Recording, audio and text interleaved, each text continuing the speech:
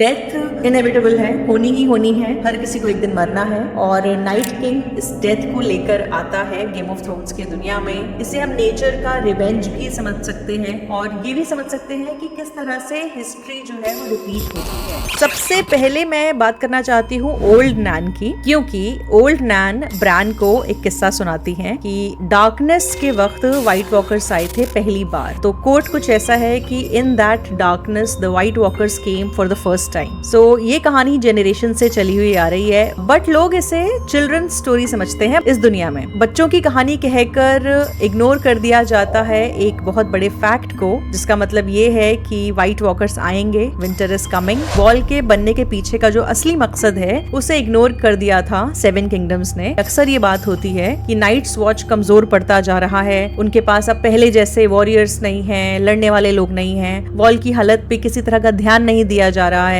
Castle black को एक तरह से अनइम्पोर्टेंट समझकर छोड़ दिया गया है, किंग को फर्क नहीं पड़ता और किंग के आसपास के जो लोग हैं, जो पूरा रॉयल घराना है, वो इस बात पे अहमियत नहीं देता कि व्हाइट्स जो है वो कभी भी आ सकते हैं, विंटर इज कमिंग और हमें वॉल का ख्याल रखने की जरूरत है। टीरियन जो है वो घूमने के लिए, ऐसी टहलने के लिए एक टूरिस्ट के तौर पर वॉल पर जाता है और वहां पर Lord Commander of Night's Watch Tyrion को बिठाकर उसे बताता है, उसे रिक्वेस्ट करता है कि आप रानी के भाई हैं, तो मैं आपसे रिक्वेस्ट करता हूँ कि जब आप किंग्स लैंडिंग वापस जाएंगे तो यहाँ के लिए कुछ ऐसे लोग भेजिएगा जो वाकई हमारे काम आ सकें। अभी यहाँ पर सिर्फ कमजोर लोग ही आते हैं। उसी से हमें अंदाजा हो जाता है कि वॉल को लेकर जो बड़े घराने हैं उनके मन में किसी तरह की कोई खास अहमियत या लगाव नहीं है। जो गेम ऑफ थ्रोन्स का पहला एपिसोड है, उसका जो पहला सीन है, उसी में हमें दिखाया जाता है कि 3 नाइट्स वॉच के लोग वॉल क्रॉस करते हैं और पहुंचते हैं वाइल्डलिंग्स के एरिया में और वहां पर उन्हें कुछ वाइट्स नजर आते हैं और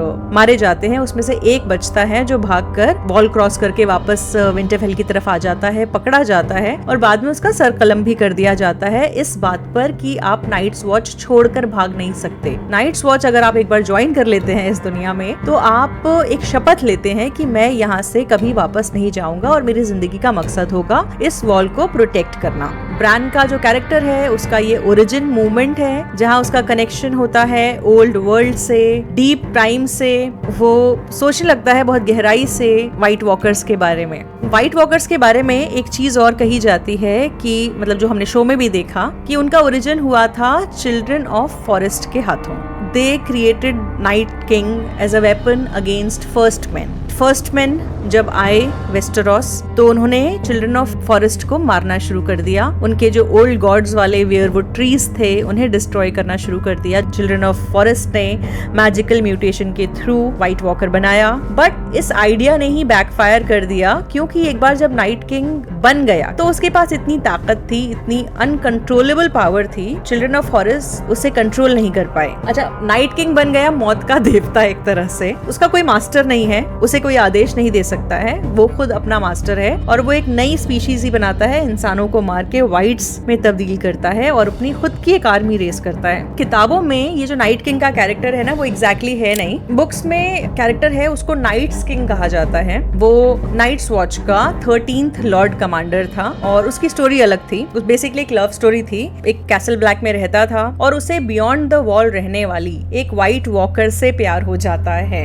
लेकिन शो में एक अलग ही कैरेक्टर बनाया गया नाइट किंग का कैरेक्टर, और शायद वो इसलिए था ताकि विजुअली हमें समझ में आ जाए ये मेन विलन है और इस मेन विलन के अगेंस्ट नाइट्स वॉच को लड़ाई लड़नी है या फिर बाकी जो इंसानियत है उससे लड़ाई लड़नी है मिलजुल कर। शो में कई जगहों पर इस कैरेक्टर के बारे में बात होती है और हमें इसे दिखाया जाता है। जैसे एक सीन था सीजन 6 के एपिसोड 5 में ये हुआ था। यहाँ पर नाइट किंग और उसकी जो डेड आर्मी है वो नजर आती है ब्रान को। उस विजन में नाइट किंग घूमता है, पलटता है, उसे देखता है और ब्रान का हाथ पकड़ लेता है। तो वो इस वक्त ये देखने की कोशिश कर रहा होता है कि नाइट किंग कहाँ पर है और उसकी ताकत कितनी बड़ी है, उसके पास कितनी आर्मी है। अचानक से ब्रान का ख्वाब टूटता है। ब्रान जब उठता है तो उसके हाथ पर एक बर्न मार्क होता है। नाइट किंग ने उसको विजन में जो टच किया था उसका स्कार रियलिटी में ब्रान के हाथ पर होता है। अच्छा, ब्रान ने लापरवाही की थी इस पर्टिकुलर सीन में और टाइम ट्रैवल का जो कॉन्सिक्वेंस है उसे नहीं समझ रहा था। वो बहुत एक्साइटेड था बार बार पास्ट में जाने को लेकर लेकर और बार बार ग्रीन सीइंग को लेकर ये जो पावर्स को मिली थी इसका थोड़ा लापरवाही से इस्तेमाल किया, जिसकी वजह से ये घटना हुई। थ्री आइड रेवन ब्रान को ये चीज समझाता था ट्रेनिंग के दौरान बार बार केव में जब ये लोग रहते थे कि आपको थोड़ा संभल कर चलना पड़ेगा। लेकिन ब्रान की भी कुछ ज्यादा एज तो थी नहीं, वो भी बच्चा ही था एक तरह से, तो वो भी समझने की कोशिश कर रहा था और इस पावर को लेके थोड़ा ज्यादा ही एक्साइटेड हो गया और उसने अपनी इस एक्साइटमेंट में लापरवाही कर दी, जिसकी वजह से जिस गुफा में ये लोग रह रहे थे, Three Eyed Raven, Children of Forest के कुछ लोग बचे हुए और ब्रान खुद होडोर के साथ, मीरा के साथ यहाँ पे लोग रह रहे थे और अल्टीमेटली केव के अराउंड जो मैजिकल बैरियर था वो टूट जाता है और नाइट किंग अटैक कर देता है इस केव पर, थ्री आइड रेवन तक पहुंच जाता है और उसका खात्मा कर देता है। अच्छा, यहीं से ब्रान के जो विजन्स हैं वो और डेंजरस होने लगते हैं। इसके बाद ही हम देखते हैं कि होडोर की जो ओरिजिन स्टोरी है, उसकी जो डेस्टिनी है वो रिवील होती है। जो होल्ड द डोर का जो लूप था, ट्रैजिक लूप था बेसिकली, वो रिवील होता है उसी एपिसोड में। ब्रान का रेकलेस टाइम ट्रेवल एक तरह से। Hard home massacre, Jon Snow की आंखों के सामने नाइट किंग ने एक आर्मी क्रिएट की थी। वहाँ जितने भी लोग मरे हुए थे उन्हें जिंदा कर दिया था और वाइट बना दिया था, अपनी नई सेना में शामिल कर लिया था। कार्सी नाम की एक लेडी होती है जो आइस रिवर के जो क्लैन हैं उनकी चीफ होती है बेसिकली वो, और उसे कहा जाता है कि अगर तुम जिंदा रहना चाहती हो तो मेरे साथ आओ। और कार्सी जो है वो उसको परसुएड नहीं कर पाते हैं। बेसिकली हुआ ये था, जब ये पता चलता है कि नाइट किंग अपनी आर्मी रेस कर रहा है, तब जॉन स्नो, टॉरमुंड और नाइट्स वॉच ये सब मिलकर एक अलायंस बनाते हैं। तो हार्ड होम नाम की एक जगह होती है, उसे इवैक्यूएट करने की कोशिश होती है जहां पर बहुत सारे वाइल्डलिंग्स हैं। जॉन स्नो को आइडिया हो चुका होता है कि जितने भी वाइल्डलिंग्स मारे जाएंगे नाइट किंग उन्हें अपनी आर्मी में शामिल करता जाएगा, यानी कि उसकी आर्मी और स्ट्रॉन्ग होती जाएगी और वास्ट होती जाएगी, तो हमारे लिए ही प्रॉब्लम बढ़ेगी। तो वाइल्डलिंग्स की जान बचाना तो एक मकसद था ही। एक स्ट्रेटेजिक मूव ये थी कि नाइट किंग की आर्मी और ज्यादा बड़ी ना हो।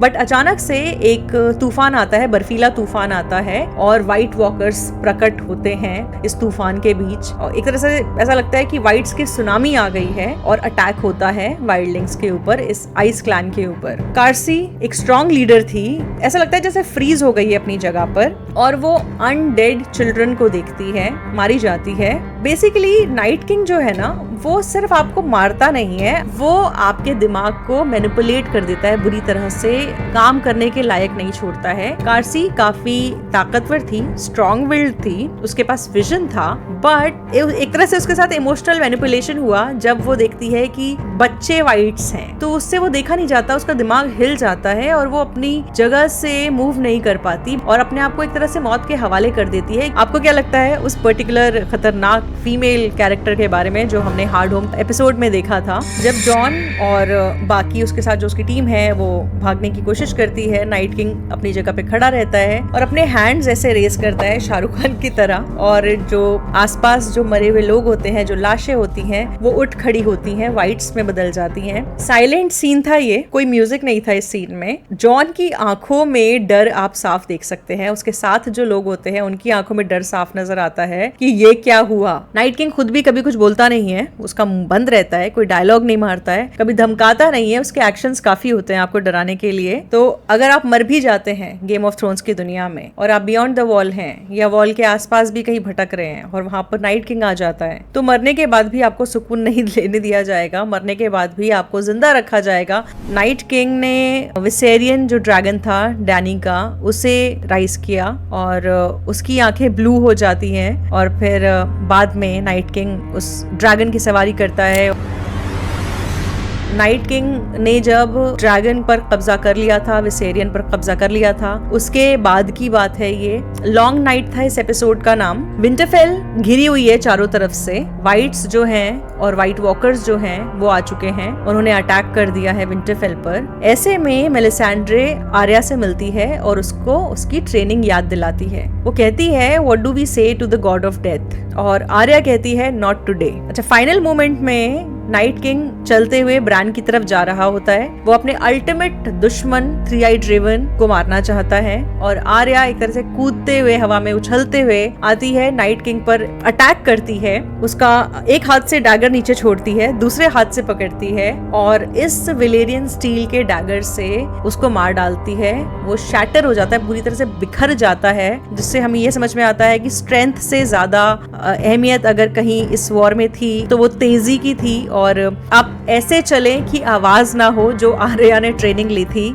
जैकन हगार से, जो ट्रेनिंग ली थी उसने। और मेलिसेंड्रे की प्रोफेसी भी एक तरह से पूरी हो जाती है, क्योंकि शुरुआती सीजन्स में, आई थिंक सीजन 3 में, मेलिसेंड्रे आर्या से मिलती है और उसे कहती है कि you will shut eyes for ever, brown, green, blue. तो वो जो ब्लू बोलती है, उस ब्लू का मतलब व्हाइट वॉकर था, व्हाइट वॉकर्स का किंग नाइट किंग था। ये हमें तब समझ में नहीं आया था। अच्छा, ये जो डैगर था, आर्या के पास जो डैगर था, इसे हम हाउस ऑफ द ड्रैगन में भी देख चुके हैं। ये एगॉन का डैगर था, जिसने काफी ट्रैवल किया, सालों सदियों तक ट्रैवल किया और अल्टीमेटली आर्या के हाथ में पहुंचा। ये वही डैगर था जिसका इस्तेमाल ब्रान के ऊपर भी किया गया था। ब्रान की जान लेने के लिए एक शख्स आया था जिसने अटैक किया था ब्रान के ऊपर, और तब ब्रान मरा नहीं था क्योंकि समर वहां पर मौजूद था और समर ने अटैक कर दिया था और फिर इस खंजर ने काफी ट्रैवल किया। पता चला कि ये लिटिल फिंगर का खंजर है और घूम फिर कर आर्या के हाथों में आया ये, और आर्या ने नाइट किंग को मारा इसे।